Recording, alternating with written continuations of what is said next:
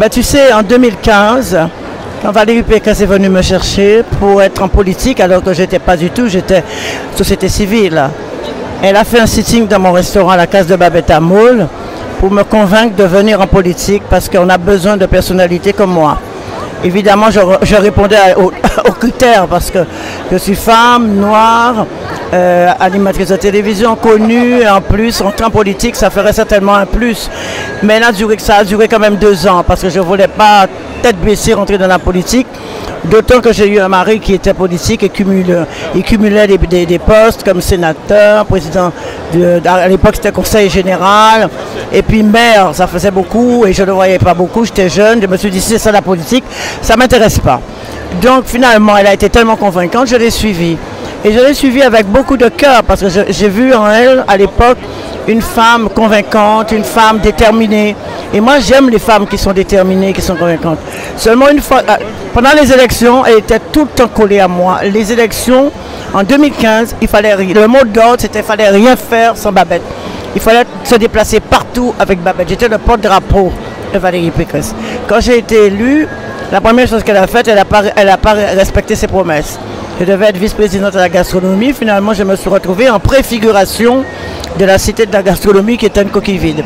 Et tout a été comme ça. C'était des mensonges, des petits arrangements entre amis, c'était des promesses non tenues, c'est tout juste.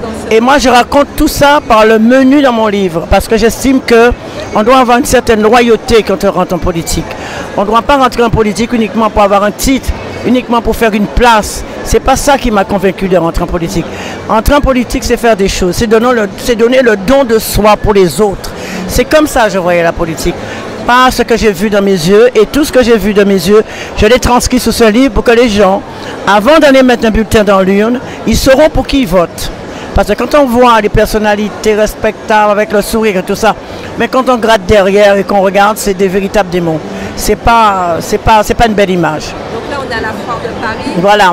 Qui a ouvert le 27 avril. Absolument. Quelle a été l'influence eh ben moi, de Orphy, hein? Alors moi, je soutiens les éditions Orphy depuis très longtemps parce que ce sont des gens des Outre-mer. Et les Outre-mer n'ont pas assez de visibilité. C'est pour ça que je l'encourage à faire des livres sur l'Outre-mer parce que nous avons une vitrine. L'Outre-mer, c'est une vitrine internationale. En plus, nous occupons l'espace maritime. C'est pas pour rien qu'on est deuxième. Donc, il a fallu que je lui dise, il faut faire des choses pour l'Outre-mer. Et c'est pour ça que j'ai tenu, pour la foire de Paris, qu'elle fasse mon livre pour que je puisse au moins dédicacer la foire de Paris, un lieu populaire, un lieu où on rencontre les Outre-mer. Et je pense que c'est un bon message aussi que je porte aux Outre-mer. Donc tu encourages...